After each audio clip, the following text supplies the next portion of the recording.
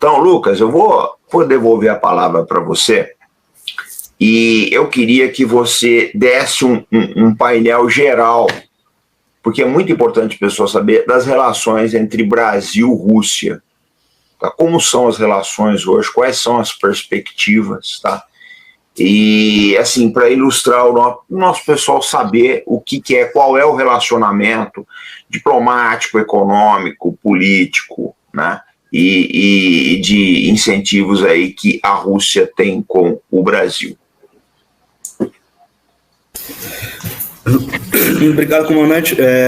Antes de comentar rapidamente sobre o artigo, incentivo aí que todos façam a leitura, eu tenho ali algumas informações em primeira mão ali que eu obtive na minha conversa ali com pessoas ali dos grupos de segurança, militares, etc., em Belgorod, sobre esses ataques. É muito comum aqui na mídia ocidental dizer que são ataques perpetrados por milícias dissidentes russas, né? Mas a verdade é que os russos nunca encontraram nenhuma evidência disso. Na verdade, só o que se conhece sobre essas milícias são seus líderes, suas figuras públicas são seus presidentes. Mas quem compõe essas milícias, não há qualquer evidência que sejam russos. Né? Dentre os corpos que já foram encontrados, né, mortos em combate, etc., nenhum russo ali foi identificado. Então, o que eu ouvi deles lá é que essas organizações são apenas siglas fake utilizadas para delegar a culpa de atentados terroristas. Então, basicamente, são grupos de inteligência ucranianos, né, que têm figuras fakes ali de expatriados russos como líderes, mas são compostos ali por agentes da inteligência ucraniana, das Forças Armadas ucranianas. Então, é um artigo muito interessante, um material que é um conteúdo que até agora não havia sido divulgado aqui, não tem ainda informação sobre isso, e foi uma das primeiras coisas que eu me preocupei em escrever aqui depois da minha viagem. Então, conselho que todos leiam.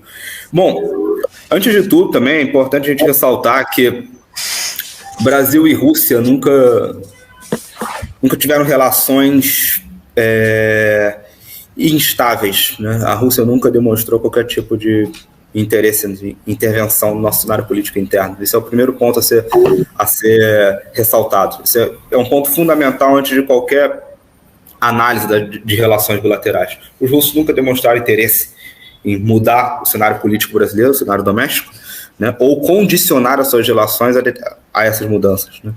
Não que nós não tenhamos relações boas, produtivas e saudáveis com países ocidentais, mas essas relações muitas vezes são condicionadas a questões da nossa política doméstica. Ou seja, tem que mudar isso daqui, senão nossas relações serão prejudicadas, senão haverá sanções, etc.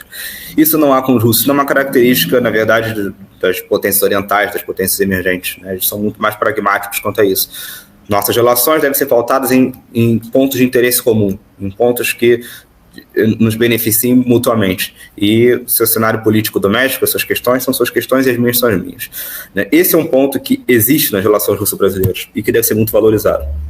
Brasil e Rússia possuem diversas cooperações econômicas em diversos setores, com certeza o mais conhecido, talvez, dado o contexto da política, da economia brasileira, mais importante, né, seria a parceria em questões de fertilizantes, que muitos ficaram preocupados ali durante o começo das sanções antirrussas, não porque o Brasil teria que aderir a essas sanções, porque nunca aderiu, mas porque há ali um problema na possibilidade de fazer pagamentos a empresas russas. Esse problema já está sendo solucionado com o tempo. Há diversos mecanismos hoje de pagamentos que estão sendo utilizados.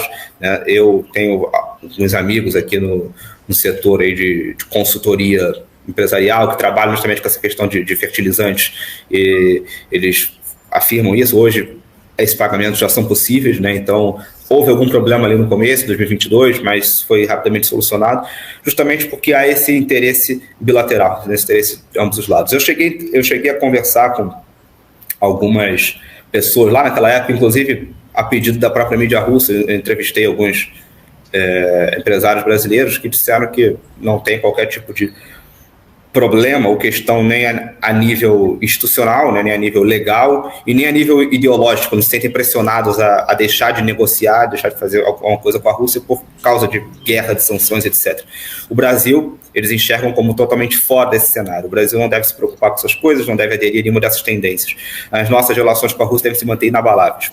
Né? Então, o que eu vejo é que o Brasil Brasil e Rússia, né, sobreviveram ao momento mais crítico que poderia haver dessas relações, né, que seria ali pós-2022, né, esses 2 últimos anos ali, principalmente o primeiro ano, o momento mais crítico, porque o Brasil estava sendo mais pressionado a aderir a essas tendências. E o Brasil sobreviveu, o Brasil soube firmar sua posição, né, e hoje está numa posição muito mais confortável para afirmar seus interesses e dizer que pode e quer continuar negociando com todos os países que representem interesses brasileiros, sejam esses países inimigos ou não das nações ocidentais, né?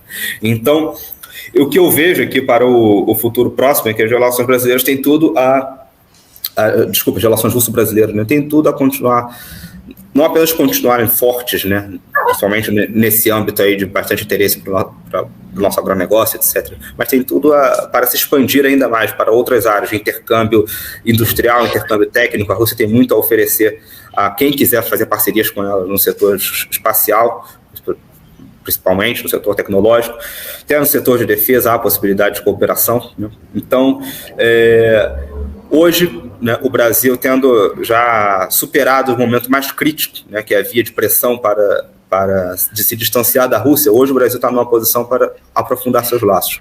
E é isso que eu espero que aconteça e tenho certeza que os nossos tomadores aí de decisão, nossos oficiais vão seguir nesse rumo.